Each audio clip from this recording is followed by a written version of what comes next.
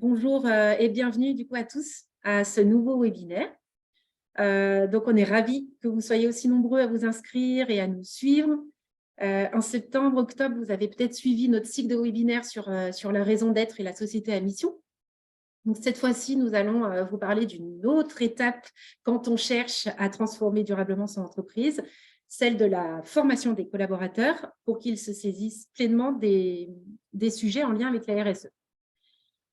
Alors, petit rappel de fonctionnement pour notre webinaire. Vous avez la possibilité de réagir, de poser des questions en utilisant l'onglet Converser de Zoom. Donc, pensez bien à cliquer sur Répondre à tous si vous voulez que tout le monde puisse voir vos questions et vos remarques. Et pour ceux qui se posent déjà la question, oui, nous enregistrons le webinaire, oui, nous diffuserons un replay à partir de demain. On gardera un temps à la fin du webinaire pour traiter les quelques questions. Voilà, donc pas de panique aussi sur ce point. Alors, pour ce webinaire, j'ai la chance d'être bien entourée. Donc, je vais vous présenter mes collègues avec Jérôme, qui est responsable du Lab. Le Lab, c'est l'entité chez Des Enjeux et des Hommes qui est spécialisée dans la production de contenus digitaux au service de la formation au développement durable. Et Elsa, qui est consultante formatrice, experte pédagogique et qui travaille sur la conception de projets de formation sur mesure dédiés à ces thématiques du développement durable. Nous avons aussi la chance d'accueillir Laurence, qui est Upscaling Director, j'espère que j'ai bien prononcé, au sein de L'Oréal. Alors, vous ne la voyez pas là tout de suite, parce qu'elle se connectera en cours de webinaire pour intervenir plutôt à la fin. Et quant à moi, je suis Mathilde Champenois et je suis responsable du pôle formation France chez Des Enjeux et des Hommes. Alors, pour vous donner un peu plus de précision sur le programme de notre webinaire, en fait, on va commencer par des éléments de contexte sur pourquoi la formation est importante au service d'une démarche RSE. Puis, nous parlerons de plan d'évolution des compétences dédiées et appliquées au développement durable à la RSE. Puis, Elsa partagera avec vous quelques bonnes pratiques concernant les leviers pédagogiques à actionner pour des formations impactantes sur ces sujets-là. Jérôme fera un focus sur le digital learning et puis fera aussi intervenir Laurence pour parler d'une mission qu'il a menée avec elle dans le cadre des formations L'Oréal. Alors, pour introduire le sujet, donc le premier constat, c'est que, comme vous le savez, on vit comme une combinaison assez inédite de transformation, des enjeux environnementaux, économiques, sociaux, sociétaux, sanitaires, sécuritaires, etc., qui accélèrent la transformation de nos sociétés. Et ces mouvements de fond poussent les organisations et les entreprises à évoluer et à se réinventer. On a à la fois des nouveaux métiers qui sont en train d'apparaître au service de cette transition écologique et sociale et à la fois besoin d'ajouter des compétences à des métiers qui sont préexistants. Donc, ça nécessite de repenser à la fois les formations initiales et surtout continues, qui sont donc clés de voûte, en fait, à la fois de l'évolution des pratiques professionnelles dans les entreprises, mais plus largement, du coup, de notre société. Donc, en fait, au même titre que le numérique, il y a potentiellement un risque d'obsolescence des compétences en entreprise sur les sujets de la durabilité. Donc, il y a un enjeu stratégique pour les entreprises à proposer et à former, accompagner l'évolution des compétences au regard du développement durable si elles veulent pouvoir aussi pleinement s'inscrire dans ces nouveaux défis planétaires. Et en toile de fond de tout ça, on a une vraie volonté de la part des salariés de pouvoir contribuer aussi à leur échelle et donc professionnellement à ces évolutions. Et ils sont de plus en plus nombreux à manifester un besoin en fait, d'alignement entre des convictions personnelles qui sont assez grandissantes et visibles à l'échelle de la société française et leur pratique professionnelle. Et c'est vrai que c'est aussi un constat qu'on note assez fortement chez les plus jeunes et ceux qui arrivent sur le marché du travail, quand on voit, par exemple, les remises de diplômes l'été dernier des étudiants des grandes écoles des grandes écoles qui ont revendiqué à travers leur discours haut et fort leur souhait de mettre leurs compétences au service d'un développement plus durable. En parallèle de ça, depuis une dizaine d'années, on voit qu'il y a un certain nombre d'acteurs qui sont apparus pour accompagner ces aspirations professionnelles grandissantes et ces besoins de compétences dans les entreprises. Donc, on pense par exemple à Burdeo, qui est un cabinet pionnier de la chasse de tête pour les métiers à impact positif. Et il y a aussi des structures qui sont dédiés à la recherche d'emploi comme Shift Your Job ou Jobs That Make Sense. Et puis, il y a aussi des coachings dédiés à la transition professionnelle comme Mon Job de Sens. Donc là, la liste n'est pas du tout exhaustive. C'est simplement voilà, pour illustrer le fait qu'il y a de plus en plus, en tout cas, d'évolution dans le monde de l'entreprise au regard de ces formations en lien avec le développement durable. Donc, il y a besoin de changer nos modes de travail au quotidien et ça doit passer par de la formation. Mais qu'en est-il justement réellement de la formation au développement durable dans nos entreprises aujourd'hui? Je vais vous poser la question. Où est-ce que ça en est chez vous, justement? Alors, je vous propose de répondre à un premier petit sondage que je lance. Vous allez donc le voir apparaître à vos écrans. Donc, au sein de votre organisation, quelles sont les actions de formation qui ont été déployées autour du développement durable et de la RSE? Est-ce que ce sont plutôt des sensibilisations d'ordre général aux grands enjeux du développement durable? Est-ce que ce sont plutôt des formations sur un volet spécifique de la RSE, comme la lutte contre la corruption, la diversité, l'éthique, etc. Ou est-ce que ce sont plutôt des formations métiers, achat, market, RH, finance responsable, etc. Je vois que ça, vous commencez à répondre, ça se remplit.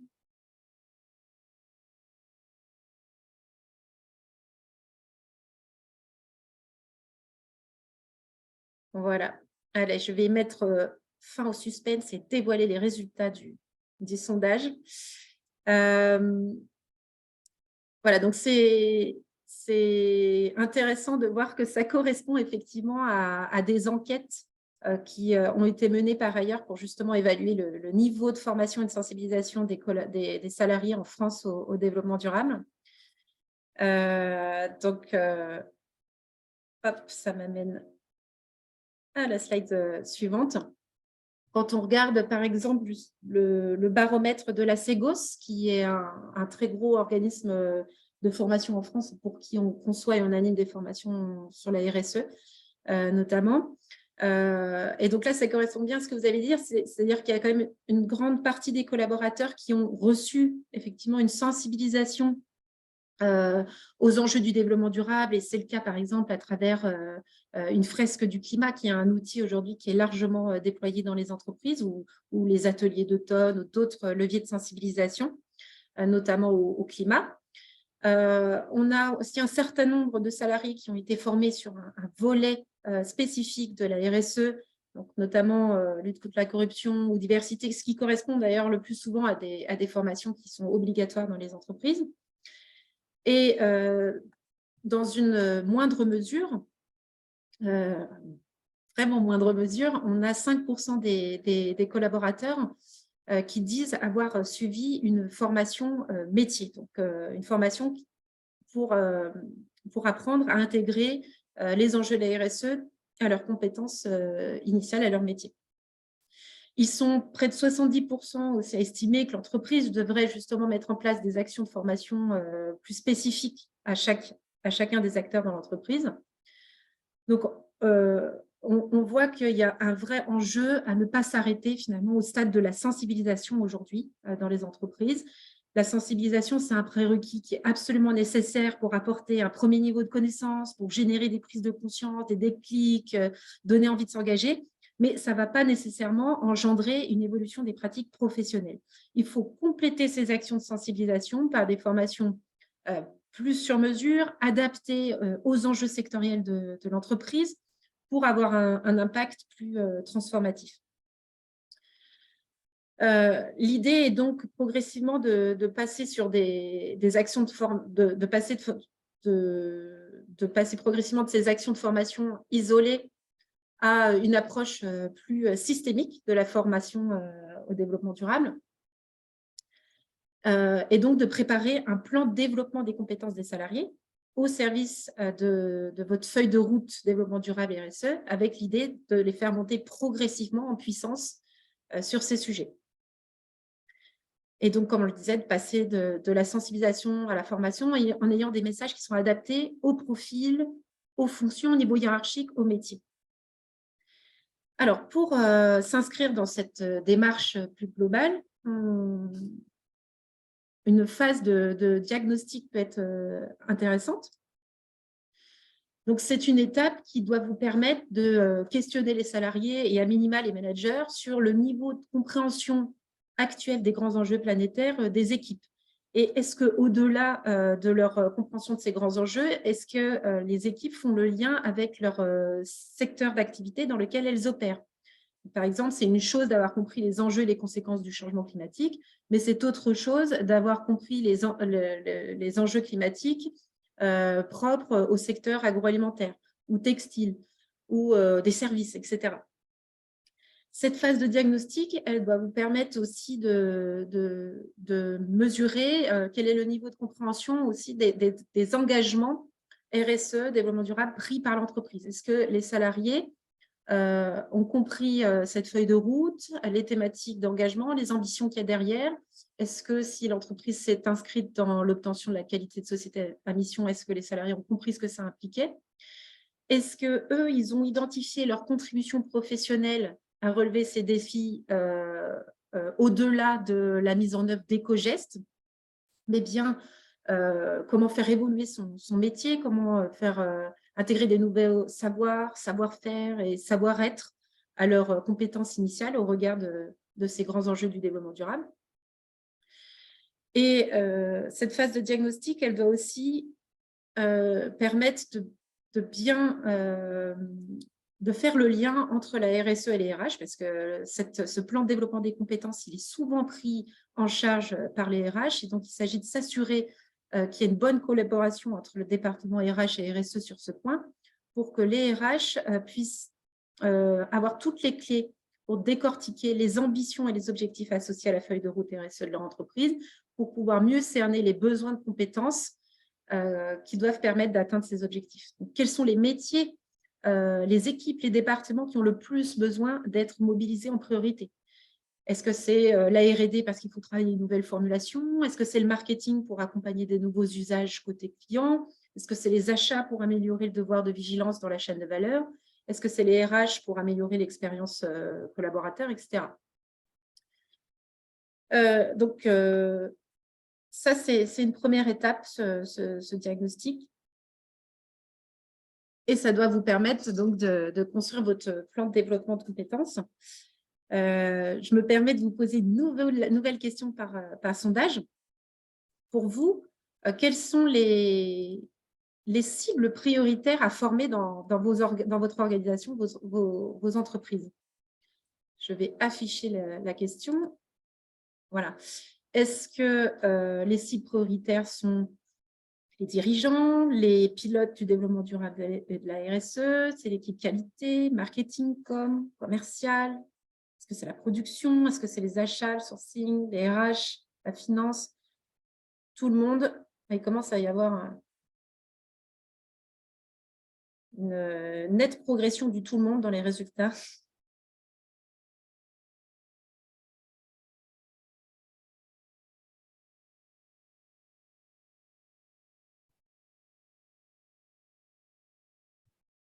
OK.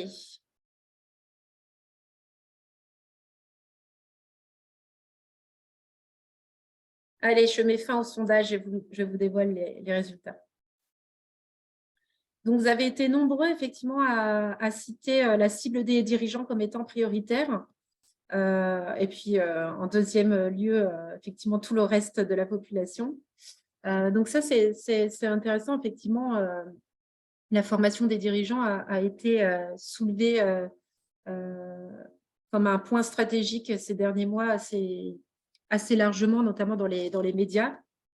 Et c'est effectivement une cible un peu à adresser de manière un peu plus spécifique. C'est des personnes qui doivent pouvoir challenger du coup le fonctionnement de l'entreprise, sa stratégie, son développement à long terme, en ayant toutes les clés de prise de décision et une bonne compréhension de ces grands enjeux du développement durable, du cadre réglementaire qui est en train d'évoluer, des attentes des parties prenantes aussi qui changent. Donc, c'est un public à qui il faut aussi donner des clés sur l'innovation possible et les évolutions des business models des entreprises, leur donner une vision un peu prospective du développement durable et de la RSE. Après, ce qui est intéressant, c'est que les autres sites, pour vous, c'est à peu près équivalent. C'est intéressant de noter que les achats et le sourcing sont aussi jugés comme prioritaires, mais c'est quelque chose qu'on ressent beaucoup depuis quelques années aussi en termes de déploiement des démarches RSE, que les achats sont une cible prioritaire. Voilà, dans une moindre mesure, on va dire que sur les dernières années de formation en développement durable et RSE dans le cabinet, on a vu qu'il y avait pas mal d'efforts qui étaient faits côté marketing comme commercial, parce qu'il y avait eu des efforts de fait pour faire évoluer les offres et qu'il fallait aussi correctement les valoriser. Mais de plus en plus, la finance, les RH aussi commencent à faire partie des plans de formation dans les entreprises. Alors, je vais arrêter le partage des résultats et revenir à la présentation. Donc, ce diagnostic, vous aurez ensuite toutes les données pour formaliser un plan de développement des compétences à la hauteur de vos engagements RSE.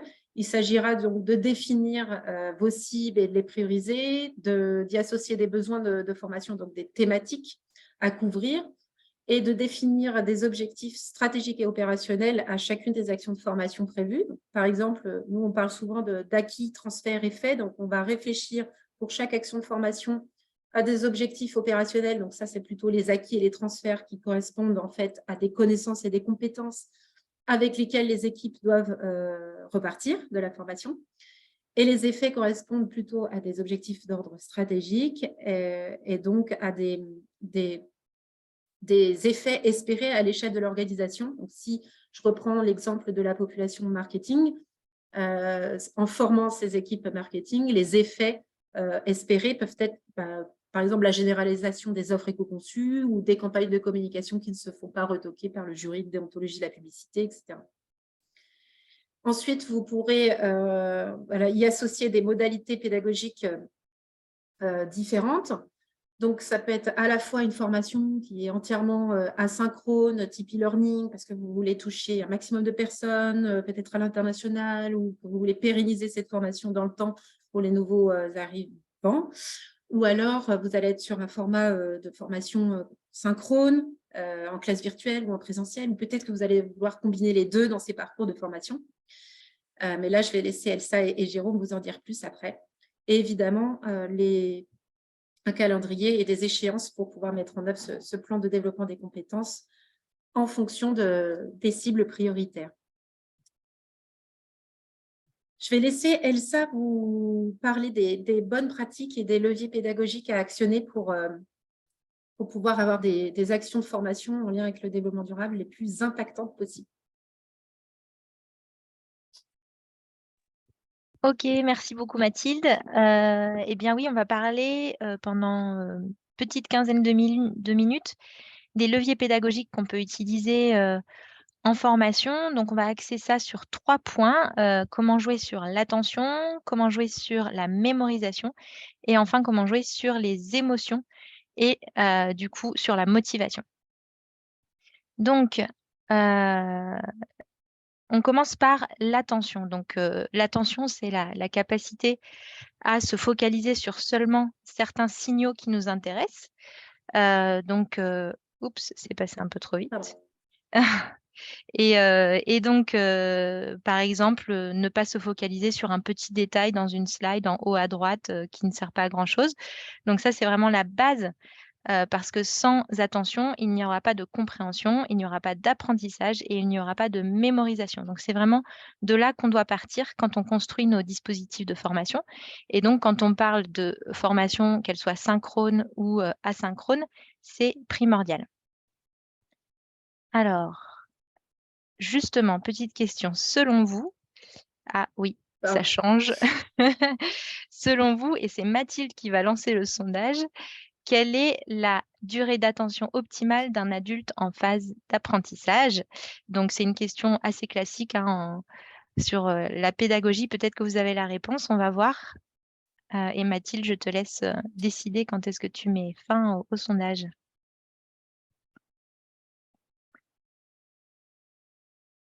Ah, ils sont pas mauvais. Hein. Allez, je mets fin au sondage. OK, donc oui, effectivement, on hésite souvent entre 5, 10 et 15. On va dire que 5, c'est plutôt pour un public, assez jeune. 15 minutes, c'est pour les super motivés, mais en moyenne, on est plutôt sur du 10 minutes quand on est en phase d'apprentissage et le corollaire de ça, c'est, et là, hop, c'est la bonne slide, c'est de changer de technique pédagogique toutes les 10 minutes.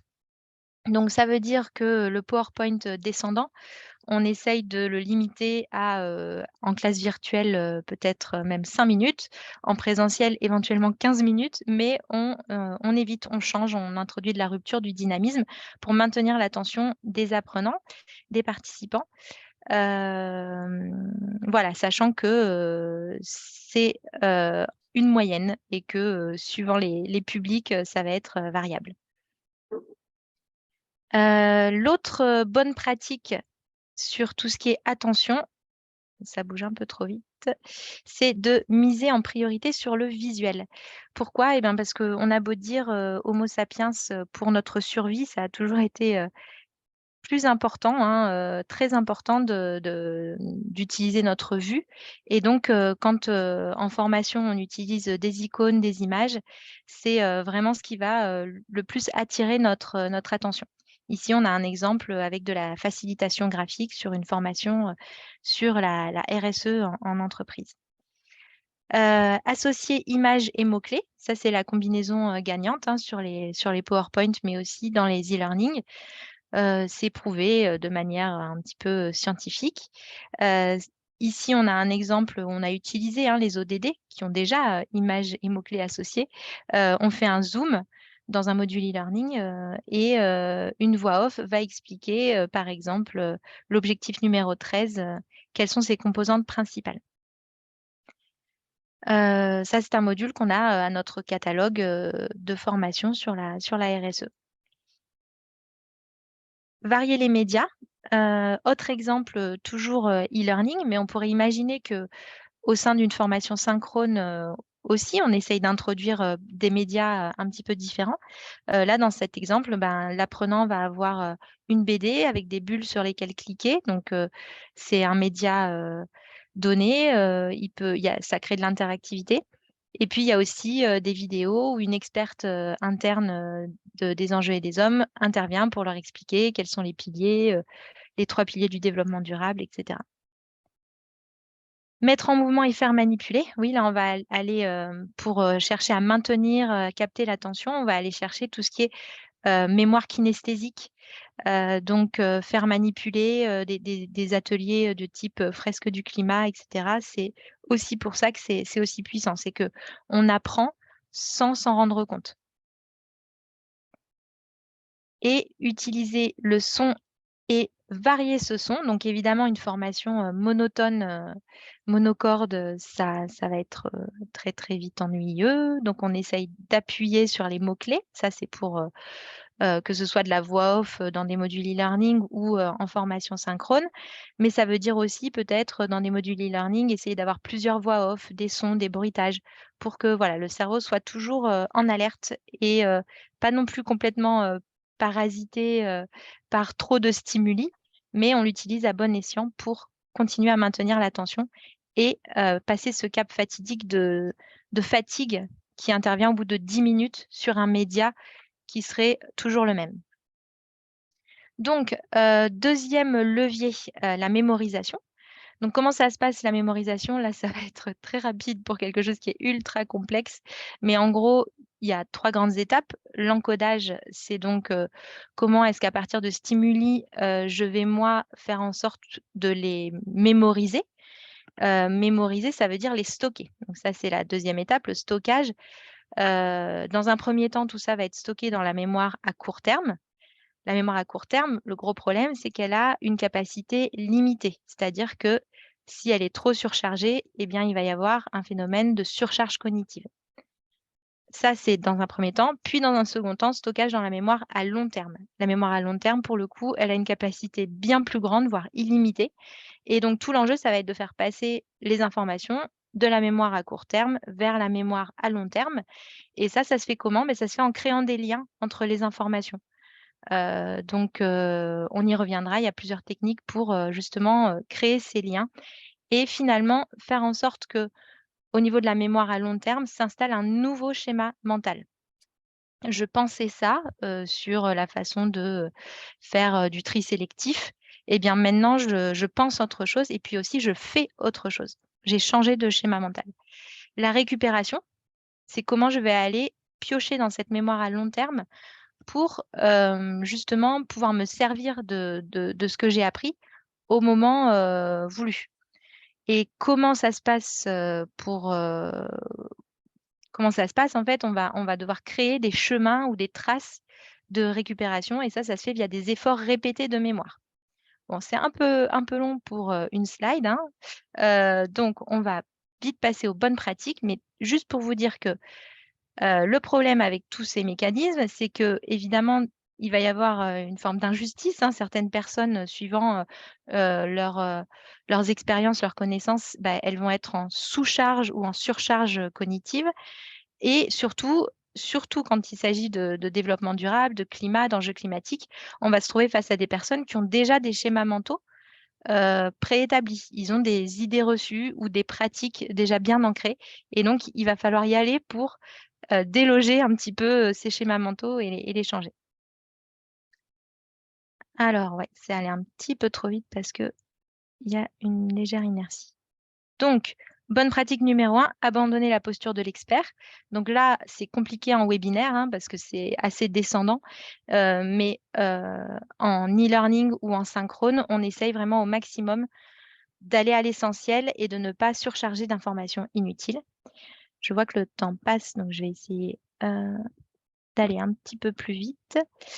Structurer et hiérarchiser le contenu et ça, c'est ce qu'on appelle la granularisation, c'est-à-dire que nos modules, de formation, nos dispositifs de formation, on va essayer de les découper en unités homogènes d'apprentissage pour que chaque unité homogène d'apprentissage soit la plus digeste possible et qu'on n'ait pas ce sentiment de surcharge d'informations. Donc on va suivre un module de peut-être, 15 à 25 minutes grand maximum. Ensuite, on aura une classe virtuelle peut-être, d'1 heure et on repassera à autre chose, mais chaque unité, chaque petit grain d'apprentissage est digeste et on n'est pas dans la surcharge, cognitive.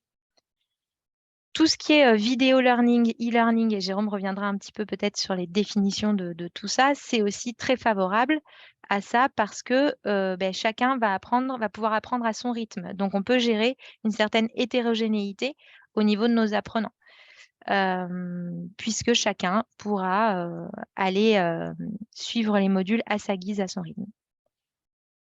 Faire des exercices de déstructuration, restructuration. Donc ce qu'on appelle nous déstructuration, restructuration, c'est se dire: «OK, les personnes qui sont face à moi vont avoir des schémas mentaux existants».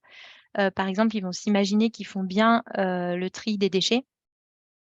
Et bien, on va, assez rapidement, avant de leur, dire, comment faire, essayer de leur faire se rendre compte qu'ils ont des schémas mentaux préétablis qui ne sont pas forcément les bons.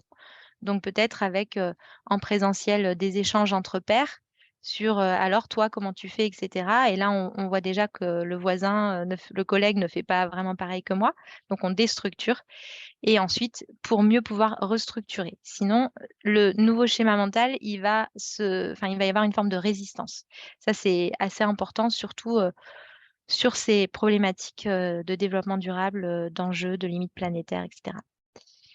Proposer des métaphores et des analogies, et oui, pour créer des liens entre des informations et donc pouvoir passer de la mémoire à court terme vers la mémoire à long terme. Répéter les idées clés, proposer des piqûres de rappel, c'est-à-dire que la formation ne s'arrête pas quand on a raccroché la conférence si c'est une classe virtuelle. On essaye de proposer des piqûres de rappel, ça peut même être des quiz en ligne, et cetera, pour réactiver régulièrement ce qu'on a appris. Le 3e levier, c'est celui, je n'ose pas recliquer sur ma souris, voilà, ça arrive. Des émotions en lien avec la motivation. Donc, qu'est-ce qui se passe dans notre cerveau? On a 3 centres, hein, le centre exécutif, c'est plutôt pour la logique, le centre d'apprentissage, c'est tout ce qui est mémoire, et ensuite on a le centre des émotions. Et ces 3 centres vont fonctionner ensemble. Sauf que, gros problème, quand les sentinelles du cerveau, donc c'est tout ce qui est émotion, sont activées de manière négative, eh bien, les 2 autres centres, ils vont pas réussir à fonctionner correctement. Donc ça va un petit peu freiner l'apprentissage si on est, dans une émotion, on va dire, un peu négative. Ça, on pourra en reparler, si on a le temps au moment des questions, mais c'est vrai que c'est quelque chose à prendre en compte, pour tout ce qui est éco-anxiété. Donc comment faire pour rester dans une, pour ne pas tomber dans une émotion négative qui bloquerait l'apprentissage? Alors, est-ce que ça va passer? Non? Ouais, alors, il y en a une qui est voilà, donc évidemment, comment on fait ça? On va créer un climat de confiance et une bonne ambiance. Donc là, c'est des exemples de situations type jeu de rôle, Freeze de la RSE et cetera, en présentiel. Mais dans des modules e-learning, on peut aussi être vraiment dans un climat qu'on appelle de gamification où, on ne se rend pas compte et là, j'ai l'impression que j'ai vraiment plus la main. Ah oui, j'ai plus la main en fait. Très bien, bah, merci Mathilde de changer pour moi. Et donc, en e-learning, on va avoir, vraiment, grâce à cette gamification, le fait que l'apprenant, encore une fois, ne va pas se rendre compte qu'il apprend, parce que l'erreur est dédramatisée, on est dans un scénario, et voilà, et on lui fait des feedbacks constructifs.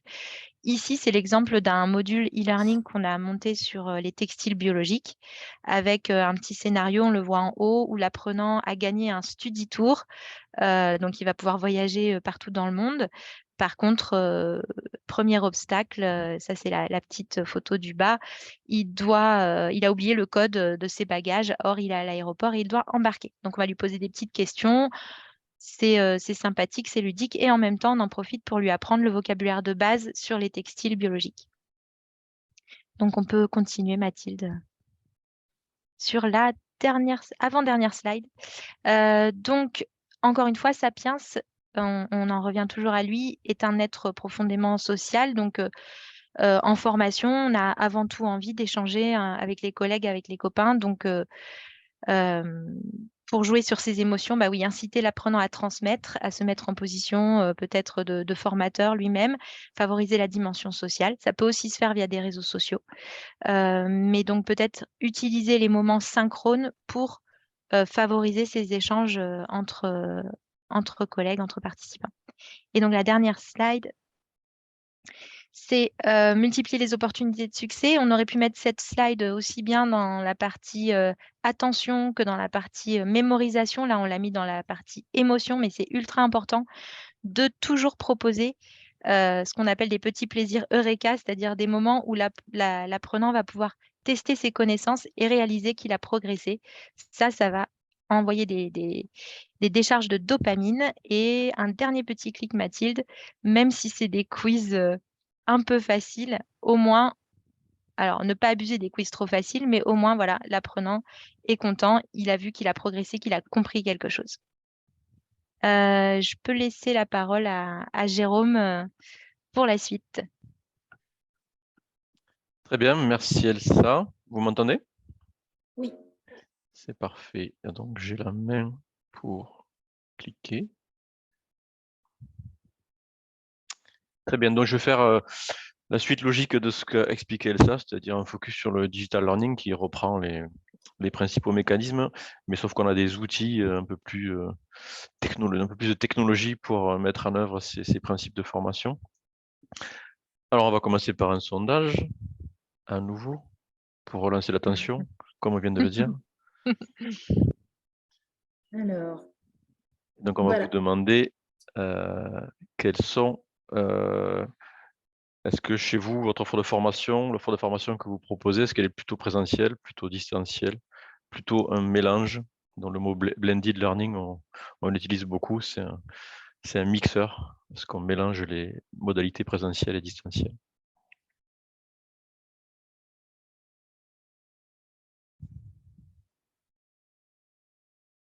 Hop.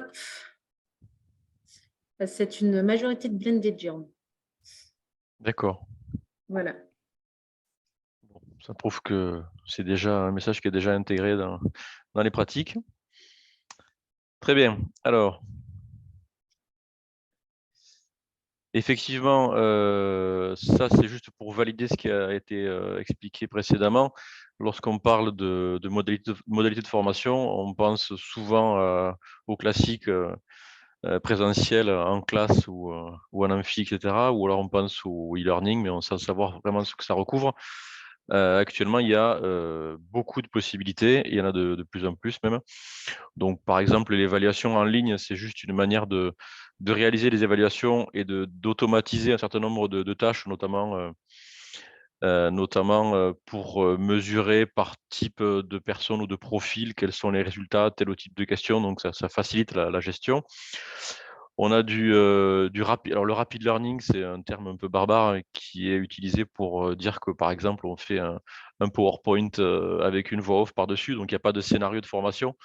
C'est quelque chose de très classique, mais de très rapide à mettre en œuvre, que nous, par exemple, on utilise beaucoup au sein du groupe EcoCert pour faire passer des informations, des formations sur le réglementaire, sur l'actualité. Donc, des choses qui ne vont pas durer très longtemps en termes de vie de formation, mais qui sont très utiles. Et donc, il faut produire rapidement avec un budget limité. On a parlé de la vidéo learning, du social learning, qui est le côté collaboratif de la formation, qui permet, lorsqu'on fait de la formation à distance, malgré tout, de faire interagir les personnes entre elles. Et donc, la plupart des plateformes e-learning aujourd'hui intègrent des fonctions de collaboration avec des chats, avec des possibilités en fait pour les personnes, les apprenants, d'interagir entre eux et avec le formateur. Et puis, bien sûr, l'e-learning scénarisé, donc ce dont on a parlé précédemment avec une histoire qu'on raconte, un storytelling qu'on met en œuvre pour faciliter l'immersion de nos apprenants dans ces modules de formation. Et puis le podcast qui se développe de plus en plus et le serious game qui est quelque chose, c'est un peu le must, mais avec une contrainte, on va dire, de temps de production qui est beaucoup plus élevée que le reste. Voilà, je poursuis.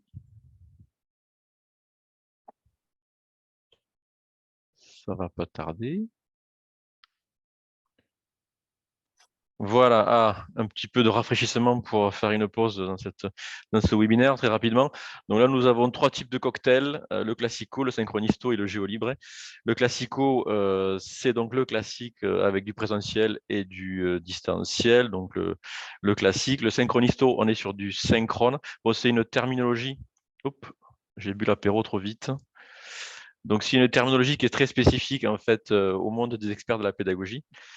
Ce qui va revenir, je ne sais pas. Et le troisième, c'est le géolibré. Donc, on verra, c'est celui qui a été utilisé par notre partenaire L'Oréal, qui est du distanciel uniquement, mais avec un mélange de différentes modalités. Voilà, donc je passe au suivant. Est-ce que ça vient? Oui, en 2 mots, pour vous dire que pour mettre en œuvre tout ce qu'on raconte, il faut des expertises. Donc, vous l'avez compris, il y a une expertise technique sur la sustainability, sur la pédagogie et bien sûr sur l'audiovisuel pour pouvoir créer ces supports. Et donc, en termes d'outils, on a bien sûr des outils auteurs pour fabriquer, une plateforme pour héberger et un catalogue pour diffuser. Bon, en passant, ça ne fait pas de mal. On y va sur la suite. Je me dépêche. Voilà, et donc là, c'est la méthode de construction d'un module e-learning. avec alors ça vient, on cadre le projet, on collecte les contenus, on scénarise, on médiatise, on fait un storyboarding. Là, on parle un peu de cinéma finalement, hein, c'est les mêmes vocabulaires que pour faire un film. On ne va pas faire un Disney à chaque coup, mais parfois ça peut aller assez loin en termes de scénario et d'animation graphique. Donc voilà, et donc ce qui est important, c'est qu'à chaque fois qu'on travaille comme ça, on a des verrous qui permettent d'actionner l'action suivante. On a des réunions de cadrage avec le client interne ou externe qui permet de dire, ben, OK, c'est bon, on est sur le contenu, on est d'accord, on passe au scénario, on est d'accord, on passe au storyboard, jusqu'à la diffusion. Voilà, et donc je me dépêche, et donc je vais passer la parole à Laurence Garnier, donc, qui est directrice internationale upskilling chez L'Oréal, et donc il nous a sollicité pour créer un plan de formation, hein, donc c'est au-delà d'une formation, en format blended, notamment sur le développement durable et le bio appliqué au secteur des cosmétiques. Et donc, Laurence, ben, merci déjà d'avoir accepté de témoigner pour ce webinaire. Et donc, on va faire un petit interview comme au journal télévisé. Et donc, première question, ben, est-ce que vous pouvez vous présenter dans ce webinaire? Bonjour Jérôme, bonjour à tous. C'est un plaisir et merci de m'avoir invité. Et donc un plaisir de partager ce retour d'expérience qu'on a sur ce plan de formation. Donc, pour me présenter en 2 mots, alors je fais beaucoup de learning, mais je suis une scientifique de base. En fait, j'ai passé une grande partie de ma carrière chez L'Oréal, mais vraiment dans les parties opérationnelles, où j'étais responsable d'équipe d'analyse worldwide. Et depuis 2 ans, j'ai rejoint les ressources humaines. Pourquoi? Parce qu'on a des enjeux de formation très scientifiques.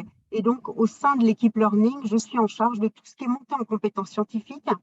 Je suis en charge de tout ce qui est expertise et ce dont on va parler aujourd'hui, tout ce qui est ce que je vais appeler des parcours green, c'est-à-dire toute la montée en compétences de nos collaborateurs pour répondre à nos grands enjeux de développement durable. Parfait, merci. Donc, la question est arrivée avant que je la pose. Quel était, donc, dans le cadre de ce projet sur lequel nous avons travaillé en commun, quel était donc le besoin initial et comment il a été surtout identifié? Alors, le groupe L'Oréal, et je pense que vous le savez tous, a des très grandes ambitions en termes de développement durable. On en est en 2020 à lancer notre 2e grand programme qui s'appelle L'Oréal pour le futur, avec des objectifs extrêmement ambitieux qui amènent en fait à complètement transformer nos activités pour les situer dans les limites planétaires. Et notamment pour la recherche et l'innovation, c'est vraiment une grande transformation pour nos collaborateurs. Donc, ce qu'il faut, c'est leur apporter beaucoup de connaissances pour qu'ils appréhendent ces enjeux de développement durable, mais pas que. Il faut vraiment leur donner aussi la possibilité d'utiliser les leviers qui vont nous permettre de répondre à ces grands objectifs.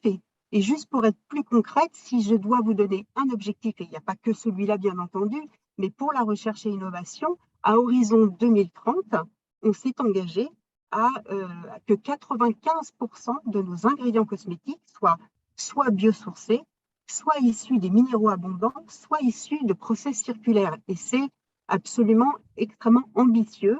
C'est pas du tout là où on en est aujourd'hui. Et là, il va falloir vraiment monter les collaborateurs en compétences. Alors, ce besoin initial, dans tout ce qui est parcours green, évidemment, il y a l'innovation durable, tout ce qu'on fait en éco-conception pour diminuer nos empreintes environnementales, mais il y a aussi un grand besoin de la part de nos consommateurs de transparence et la certification et tout ce qui est le besoin de traçabilité est vraiment quelque chose d'important. Et notamment s'appuyer sur les labels et dans les certifications et les labels bio, évidemment EcoCert et le référentiel Ecosmos sont le référentiel qu'on a choisi. Donc on s'est évidemment tout naturellement tourné vers les enjeux et des hommes pour voir comment on pouvait construire pour nos collaborateurs une offre de formation. D'accord. Et donc, effectivement, on a réalisé un diagnostic qui a permis de faire émerger les besoins. Donc, c'était une phase du projet initial avant de mettre en place le plan de formation. Et donc, la deuxième question, c'était la cible, c'est-à-dire quel a été le public cible qui a été sélectionné pour répondre aux besoins que vous avez définis à l'instant. Oui, Jérôme, ça a été important parce que quand on démarre une offre de formation, il faut être très, très clair sur les gens qu'on veut toucher.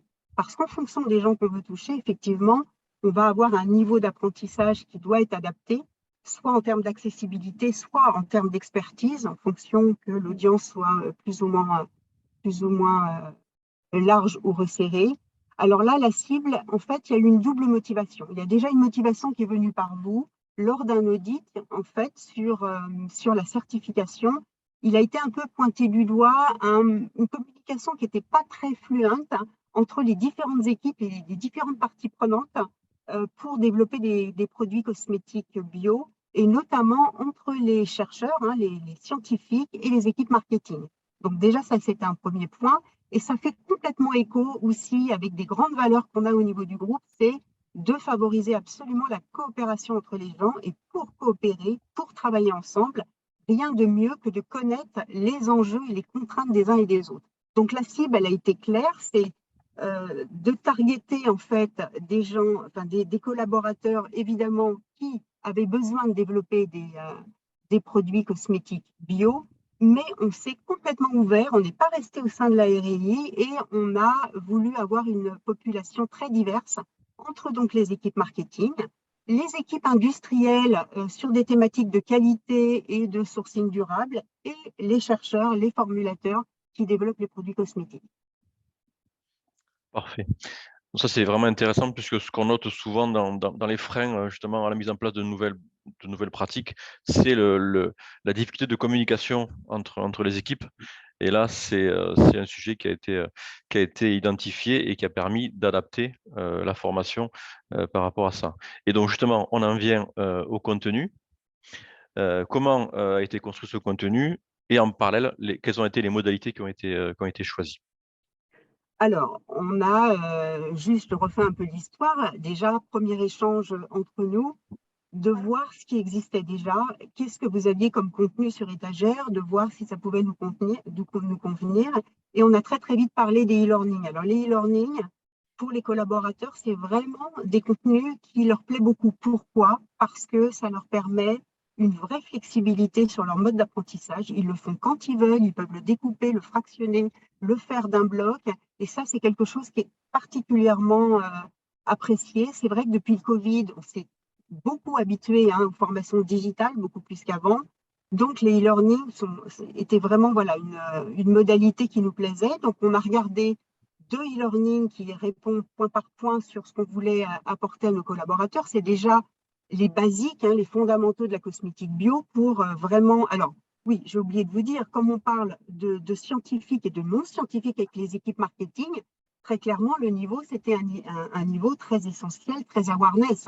C'est vraiment, voilà, et de poser ce socle commun de vocabulaire pour que les équipes se comprennent et comprennent les contraintes des uns et des autres. Donc, du coup, on a regardé 2 e-learning que vous aviez sur étagère et simplement, ce qu'il y a, c'est qu'on a travaillé avec les opérationnels de notre côté pour adapter et vraiment s'assurer que le contenu des 2 e-learning correspondait point pour point à ce qu'on avait besoin. Donc, ils ont été un petit peu adaptés, mais je dirais c'est à la marge parce qu'on a gardé 90%. On va dire qu'on les a un petit peu diminués aussi pour réduire le temps.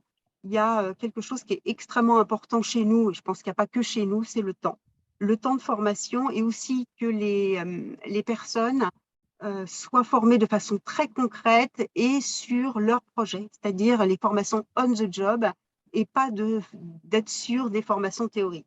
Donc voilà, donc ils ont été un petit peu allégés, on les a réduits, à la fois les fondamentaux de la cosmétique bio et les exigences du référentiel Cosmos. Tout à fait. Et donc, on a aussi peut-être plus co-construit les contenus sur les classes virtuelles, donc sur les ateliers en synchrone. En ligne, très bien, mais c'est clair que ça ne répond pas à ce que je vous ai dit tout à l'heure. À aucun moment, un e-learning va permettre de travailler sur les coopérations. Donc, ce qu'on a construit ensemble, c'est de se dire, on amène la connaissance déjà, on amène ce socle de connaissances pour que les gens puissent se parler avec des e-learning, avec tout ce que je viens de dire. Et ce qui est important après, c'est d'avoir une séance, même si elle reste digitale, interactive, où là, les gens peuvent, les équipes peuvent entendre les questions des uns et des autres et qu'on fasse une véritable session très interactive. Et là, on a été assez original. On a fait quelque chose qu'on fait rarement chez nous. Soit on a des speakers internes, c'est-à-dire on a des grands experts dans beaucoup de domaines qui passent beaucoup de temps à transmettre au niveau des collaborateurs, soit on a des partenaires externes qui délivrent une formation. Et là, ce qu'on s'est dit, c'est que ce qui nous paraissait intéressant, c'est de faire un co-design et surtout de co-délivrer cette classe virtuelle entre une personne, des enjeux et des hommes, qui fixe le cadre, qu'est-ce que c'est qu'une cosmétique bio, et qui explique et qui amène la connaissance, et qui fasse un ping-pong avec quelqu'un de L'Oréal qui, lui, connaît bien les process en interne et qui va traduire concrètement comment ça se passe chez nous. Et ce ping-pong, en fait, cette classe virtuelle, on l'a construit comme ça. Et l'idée, c'est de se dire, ce qu'on propose, c'est un parcours avec des homework au départ, c'est-à-dire un pré-work. On regarde le e-learning de la cosmétique bio, on regarde le e-learning de Cosmos, donc on a déjà un petit bagage de connaissances et on arrive dans la classe virtuelle, plus là, sur des exemples concrets, avec ce ping-pong dont je parlais, et pour poser des questions vraiment sur mes projets. Ça, c'est important. Ou les questions que je me pose, ou comment je peux faire pour mieux travailler les uns avec les autres. Très bien. Et donc, effectivement, on avait un cocktail de modalités à distance avec du e-learning et de la classe virtuelle. Donc, vous avez reconnu le cocktail, le GeoLibre, en bas à droite de l'écran. On est bien. Et donc, la dernière question, c'est le bilan. Non, c'est le déploiement. Oui, oui, important. Est-ce que la formation donc, a été tout de suite déployée au niveau du groupe, au niveau mondial ou pas? Non, alors on est très adepte dans le groupe, et pas que pour le learning, de test and learn, la théorie des petits pas, vous l'appelez comme vous voulez. On veut toujours, c'est important de ne pas attendre d'être parfait avant de délivrer des choses. Et on aime beaucoup le test and learn et on est très réceptif au feedback. Donc, ce qu'on a voulu, c'est déjà d'organiser des sessions pilotes et de tester. Alors, on a fait d'abord une première session pilote en France avec donc des équipes marketing, industrielles et recherche et innovation françaises, où on a fait déjà un premier test. Alors, le feedback était très positif parce que les e-learning ont été extrêmement bien reçus, ils sont extrêmement structurés et ça apportait beaucoup de connaissances. Et la classe virtuelle a permis cet échange entre les différentes parties prenantes, cet écosystème qui travaille ensemble pour développer des produits cosmétiques bio. Donc, feedback très positif. Par contre, le retour qu'on a eu, et ça c'est toujours un vrai problème chez nous, c'est le temps. C'est vrai qu'entre les e-learning et la classe virtuelle, c'était un peu long. Et ce qu'ils avaient trouvé aussi, c'est dans la classe virtuelle, en fait, on était un peu redondant par rapport au e-learning. Mais il est vrai que les deux e-learning, ils l'avaient fait la semaine précédente, donc c'était assez frais dans leur mémoire. Donc, fort de ça, on a réduit la classe virtuelle en allégeant la partie de rappel sur en fait le rappel des deux e-learning, et on a favorisé plutôt l'interaction, plutôt tout ce qui est questions-réponses. Et on a lancé une deuxième session, et là, on l'a fait du coup à l'international. Alors, il a fallu qu'on choisisse une time zone, donc on ne pouvait pas avoir l'Asie avec les États-Unis, c'est tout à fait impossible. Donc, on a choisi les États-Unis. Et là, pareil, on avait une équipe très diversifiée entre des formulateurs, des équipes marketing et des équipes industrielles. Et sur ce parcours un peu plus raccourci, et là, les feedbacks ont encore été extrêmement positifs. Voilà, bon. Très bien. Et donc, ce projet, il n'est pas terminé. On l'a commencé il y a un peu plus d'1 an. Aujourd'hui, les formations sont diffusées encore dans le groupe. Donc, quel est le bilan de ce projet? Quelles sont les perspectives? Quand moi, je me réfère au feedback, le bilan, il est extrêmement positif. Les gens sont vraiment très contents. Les e-learning ont vraiment eu un franc succès. si bien qu'on a même décidé de ne pas lancer que le parcours chez nous, c'est-à-dire les 2 e-learning et forcément la classe virtuelle, mais on s'est dit que les 2 e-learning pouvaient être diffusés plus largement au niveau du groupe, au niveau de la recherche et innovation, mais aussi des équipes dont je vous parlais, c'est-à-dire l'industrie et le marketing. Et donc, du coup, on les a mis en accès sur notre base learning, pour que tous les gens qui ont envie d'avoir un minimum de connaissances sur la cosmétique puissent regarder les 2 e-learning sans forcément faire de classe virtuelle. Et sinon, classe virtuelle, le parcours, on va le garder en tant que tel, parce que là, on a beaucoup de demandes. Alors, comme on a fait les États-Unis, vous vous doutez bien que les demandes, ça vient de l'Asie, et notamment le Japon, sont extrêmement intéressés pour former leurs collaborateurs sur le parcours complet. Donc déjà, ils ont eu le e-learning. Et l'idée, là, c'est de lancer les classes virtuelles voilà, par rapport aux demandes sur ces groupes de personnes. Donc moi, le bilan, il est quand même extrêmement positif, parce qu'on a bien vu quand même énormément d'interactivité au niveau de ces classes virtuelles. Et je trouve que voilà, la coopération et de bien comprendre les enjeux, les contraintes des autres, tels que je vous le disais au départ, on a vraiment là, on a coché les cases, c'est-à-dire on leur amène de la connaissance et surtout qu'ils puissent travailler mieux ensemble. Très bien, mais merci beaucoup Laurence pour ce témoignage. Et Hein? donc Mathilde, je te rends la parole. Merci Laurence. Si. Donc, on arrive bientôt au terme de ce webinaire. Donc, vous pouvez retrouver ce webinaire et les autres sur notre chaîne YouTube. On vous enverra un mail. On vous enverra aussi dans ce mail post-webinaire les liens vers les catalogues formation.